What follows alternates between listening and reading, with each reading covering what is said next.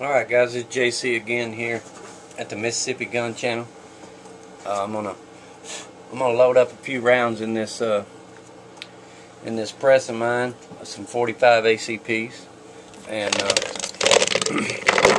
let y'all watch how this press works. This press has been great, man.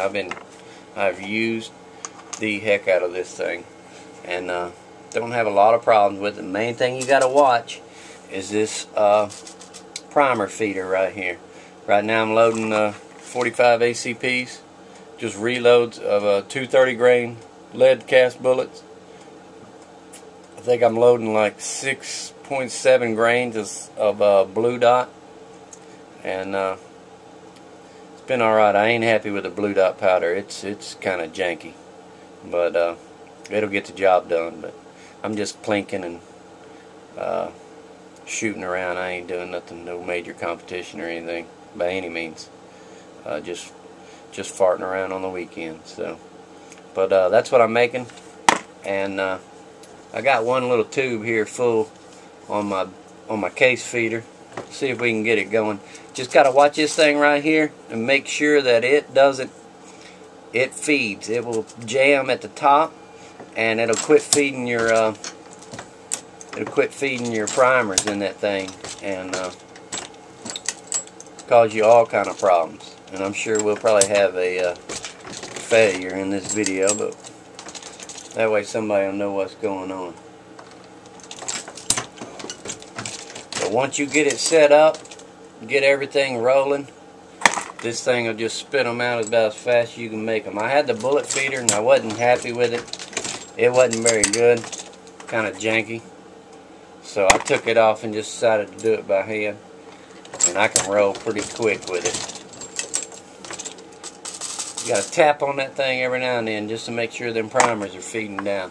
Those are Winchester primers, and it only recommends using 2 types of primers, and I believe it's Winchester and CCI, if I remember right. And it doesn't like the Winchesters near as much as it does the CCIs. This is a progressive turret, which I know y'all can tell that by now, but for the people that don't know, it's not a single stage. I had a single stage, man, and many rounds as I load. This first stage right here is going to be your D primer and your size and die. The second one right here, I don't know if y'all can see it good, is going to be your flare and your powder charging. And this third one right here is going to be your bullet crimp, if you put a crimp on it, and your bullet press right here. And then it discharges it out in this little trough, and it falls in this box here. Once you get to using it, you can tell what's going on with it right away. The main thing is when you come up on this upstroke, you got to make sure you get it in there, because that's when it seats a primer. And once you use it for a little while, you can feel it if a primer's went in there or if it has it. I always visually check them, make sure they're all there and they're flush. Check right here at the end of the case, make sure that's alright.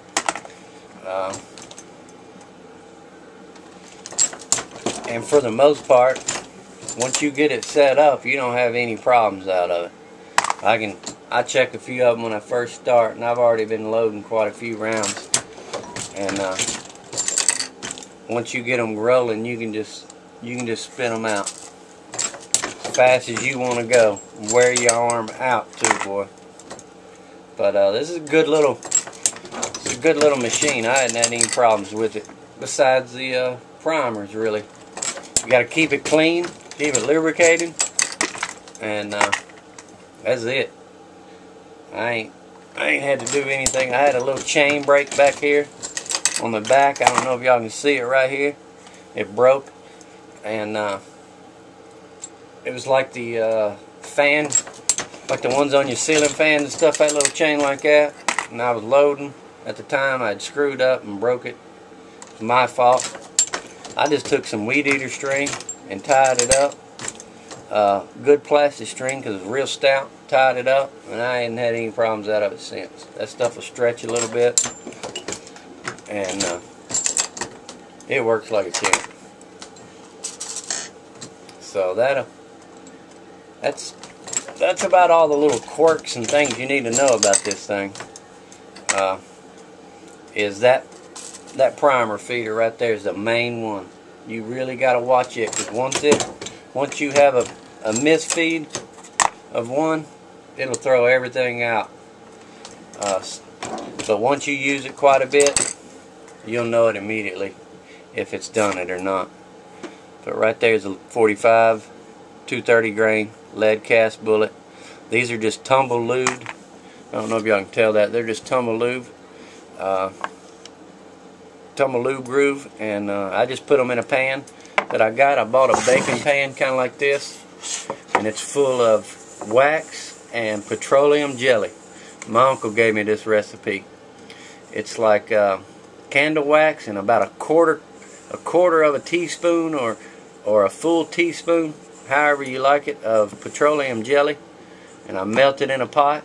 I just set it on my furnace over there, and it'll melt. Mix it up good, let it dry, and then just take the bullets. I got some over here.